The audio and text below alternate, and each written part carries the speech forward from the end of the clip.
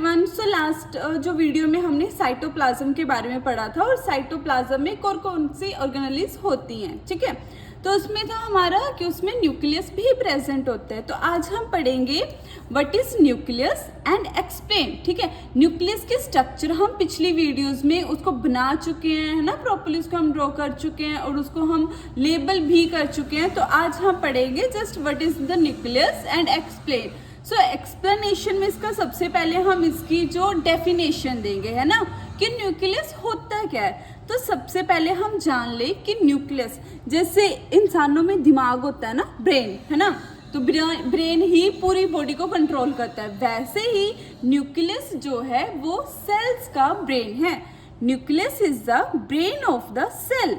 It is a membrane bound organelle, मतलब कि आपको पता है ना, न्यूक्लियस ऐसे डबल मेम्ब्रेन बाउंड होती है, ऐसे ऐसे करके बनता है ना, बीच में से पोर्स होते हैं।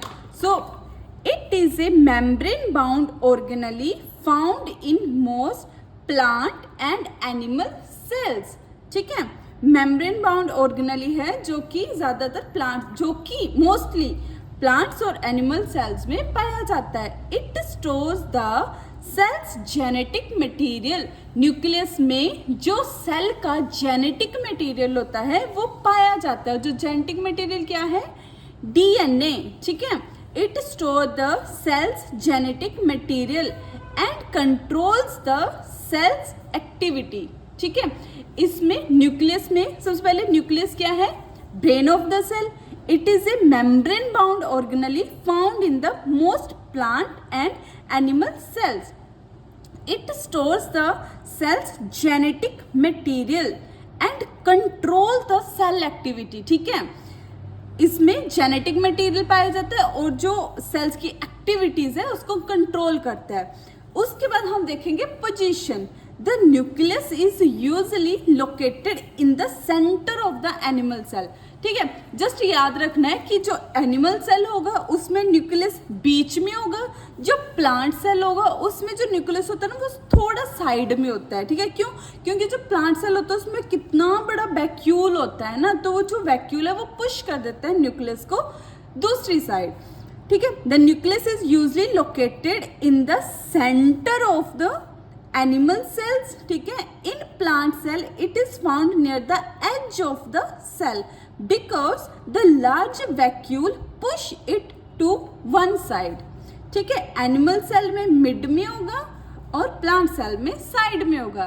देन फॉर्म, ठीक है। अब फॉर्म्स ऑफ न्यूक्लियस भी मैंने सारा लेबल करके आपको बताया, जिसमें हमने क्यूबॉइडल शेप्स, ओवल शेप, है ना, अलग अलग शेप्स हमने पढ़ी थी। सो हम इसको थोड़ा सा एक्सप्लेन करेंगे, थोड़ा सा जस्ट हम इसके बारे में लिखेंगे। Nucleus is spherical in rounded cuboidal and many sided cells. देखो, जो फॉर्म होती है ना न्यूक्लियस की, वो डिपेंड करती है कौन सा सेल है, ठीक है। हम इसमें 2-3 सेल्स के बारे में पढ़ेंगे। न्यूक्लियस इज स्फेरिकल, अगर कोई राउंडेड, क्यूबॉइडल और मैनी साइडेड सेल है तो उसमें न्यूक्लियस स्फेरिकल होगा, ठीक है।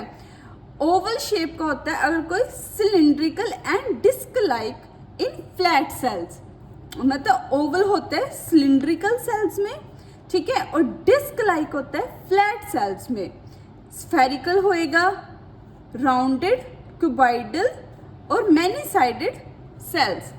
ओवल्स होता है सिलिंड्रिकल सेल्स में एंड डिस्क लाइक होता है फ्लैट सेल्स में। It is lobed in certain leucocytes, जो कि हमने पढ़ा था। देन उसके बाद साइज, है ना। न्यूक्लियस का साइज क्या होता है? न्यूक्लियस का साइज होएगा, the size of nucleus varies with the cell type and species. Same form और साइज जो है वो डिपेंड करता है कौन सी स्पीसीज है और कौन सा सेल है ना। तो बट हम जर्नली देखते हैं, generally the nucleus varies from 5 to 25 micrometre in diameter, ठीक है। ये याद रख लेना, 5 से 25। देखो, सबसे पहले न्यूक्लियस की हम डेफिनेशन लिखेंगे, ठीक है। न्यूक्लियस में क्या याद करना है? न्यूक्लियस क्या है? ब्रेन ऑफ द सेल, ठीक है, मेम्ब्रेन बाउंड ऑर्गेनली, ठीक है, then it store the genetic material, then control cell activities. Position में होगा द न्यूक्लियस, प्लांट सेल में साइड में होएगा, एनिमल सेल में मिड में होगा, फॉर्म्स में क्या होगा, स्फेरिकल में rounded, cuboidal and many sided cells, ठीक है, ओवल सिलिंड्रिकल सेल्स में, डिस्क लाइक जो है वो फ्लैट सेल्स में, ठीक है। साइज जो है वो 5 से 25 माइक्रोमीटर इन डायमीटर में वेरी करता है। देन उसके बाद आ गया हमारा केमिकल कंपोजिशन ऑफ न्यूक्लियस, ठीक है। न्यूक्लियस में क्या क्या होता है, the nucleus is composed of about 80% protein, 80% protein होगा, 12% उसमें डीएनए होएगा, 5% आरएनए एंड 3% लिपिड, ठीक है। 80% प्रोटीन, 12% डीएनए, 5% आरएनए और 3% लिपिड, ठीक है। तो मतलब ये हमारा टोटल हो गया 100%। 100% में 80 प्रोटीन, 12 डीएनए, 5 आरएनए और 3% लिपिड। देन स्ट्रक्चर, अब जब हमें आता है कि explain what is nucleus and explain, ठीक है, तो उसमें हमने सबसे पहले ये चीज़ें लिखनी है, ठीक है। आप पोजीशन में इसको ऐसे बना भी सकते हो, थोड़ी सी अच्छी सी स्ट्रक्चर बना लेना। मैंने ये ऐसे ही रफली बनाई है क्योंकि मैं ये चीज़ें आपको ऑलरेडी भी सिखा चुकी हूँ पिछली वीडियो में। यहाँ पे जो हमने पिछली वीडियो में स्ट्रक्चर बनाया था ना पूरा, मैं ऊपर टैग कर दूंगी वो वाली वीडियो, वो सारा स्ट्रक्चर बनाना है सुंदर तरीके से और उसको अच्छे से लेवल करना है, ठीक है। देन उस स्ट्रक्चर को हमने एक्सप्लेन करना है, सिर्फ उस स्ट्रक्चर को हमने एक्सप्लेन करना है, कोई कुछ एक्स्ट्रा कुछ नहीं करना, ठीक है।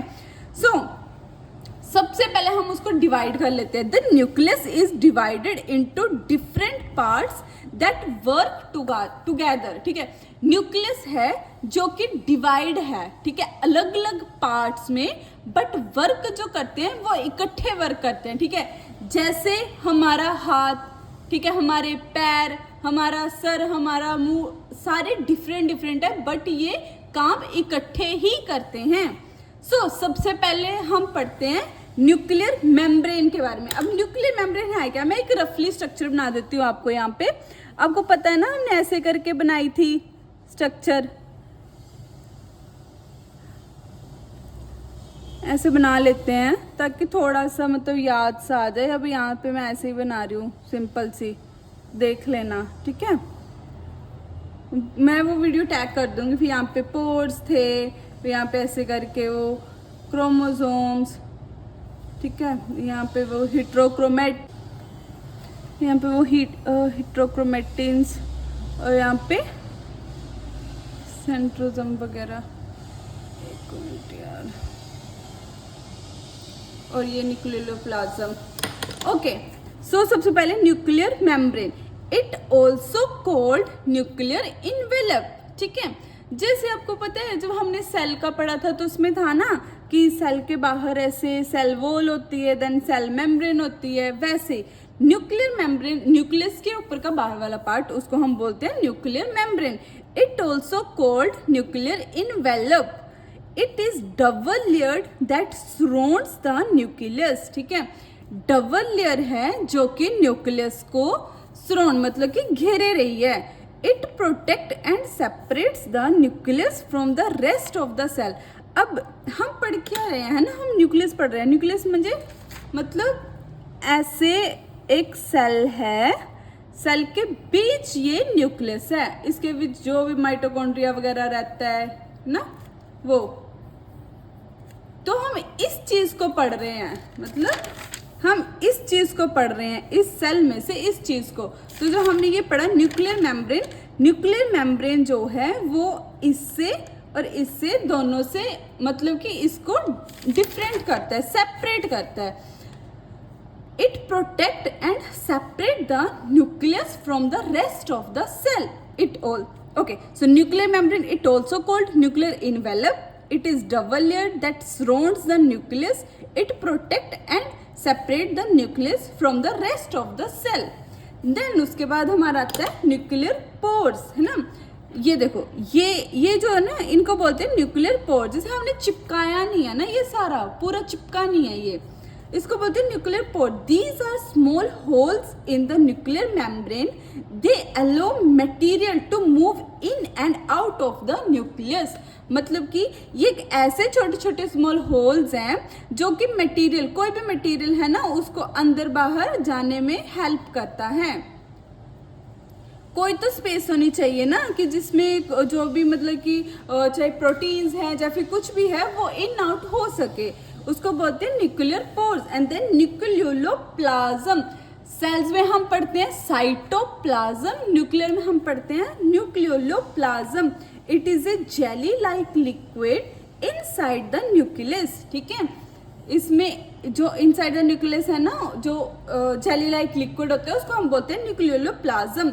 It hold and support all the parts of nucleus. ठीक है, जैसे साइटोप्लाज्म में न्यूक्लियस, माइटोकॉन्ड्रिया, गोल्जी apparatus सारे इकट्ठे ना, साइटोप्लाज्म उनको होल्ड करके रखता है। वैसे ही न्यूक्लियोलस जो है वो, न्यूक्लियोप्लाज्म जो है वो न्यूक्लियस के इनसाइड जितना भी मटेरियल है, ठीक है, उसको होल्ड करके रखता है। So it is a jelly-like liquid inside the nucleus.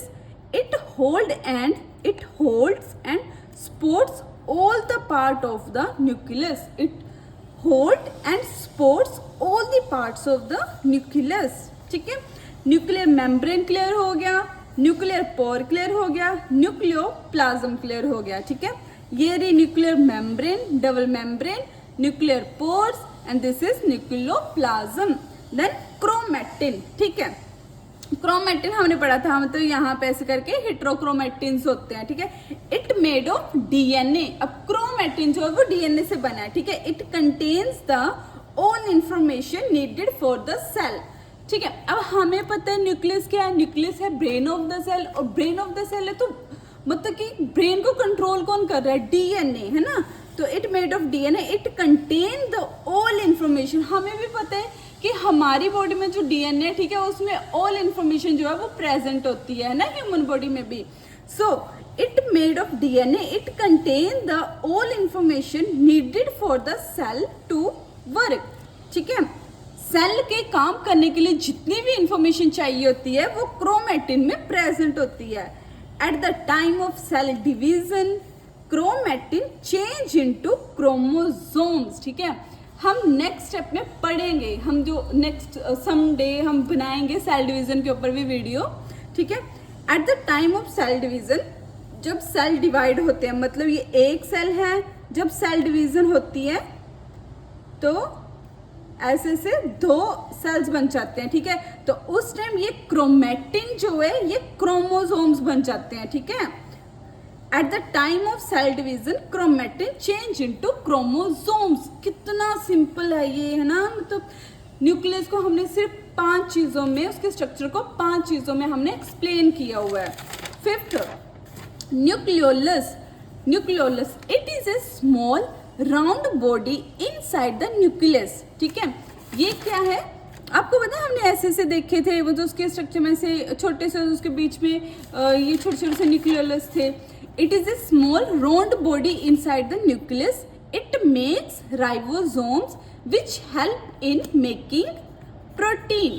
ठीक है, न्यूक्लियोलस का क्या काम है, it is a small round body inside the cell, it makes ribosome. Ribosomes बनाते हैं, हमें पता है राइबोसोम्स किस चीज में हेल्प करते हैं, राइबोसोम्स प्रोटीन में हेल्प करते हैं। ठीक है, which help in making protein.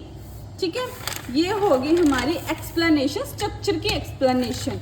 Then उसके बाद बहुत सिंपल से फंक्शंस हैं न्यूक्लियस के, जो कि हमने पीछे ही पढ़े हैं, मतलब कि हमने इसमें पढ़े हैं और हमने इसमें पढ़े हैं, मतलब उसी में से हमने एक एक दो तीन लाइनें उठा के फंक्शंस में लिख देनी है।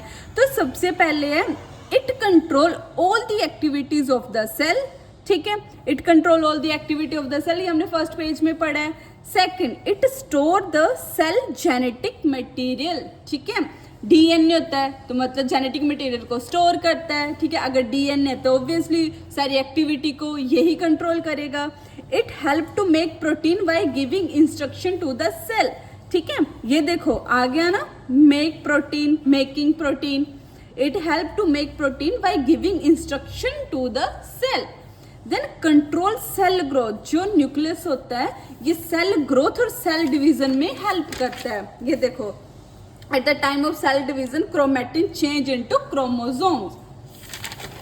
Then the nucleus makes ribosome. The nucleolus makes ribosomes. ठीक है, जो न्यूक्लियोलस है वो हमारे लिए राइबोसोम्स भी बनाता है. तो ये रहा हमारा what is the nucleus and explain.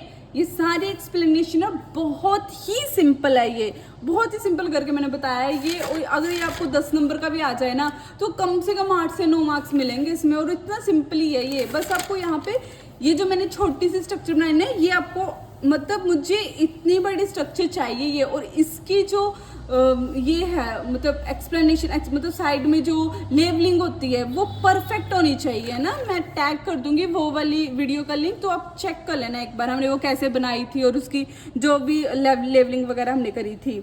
तो ये है व्हाट इज द न्यूक्लियस, उसकी पोजीशन, उसकी फॉर्म, उसका साइज, केमिकल कंपोजिशन क्या है, स्ट्रक्चर. देन स्ट्रक्चर को हमने 5 पॉइंट्स में एक्सप्लेन कर दिया है. Then function of the nucleus. So ये हो गया हमारा topic what is the nucleus and explain. ठीक है, और ये ऐसे भी आ सकता है what is the nucleus, draw their structure and explain it. चाहे जैसे मर्जी है आपने ऐसे ही आंसर देना है with draw the structure of nucleus.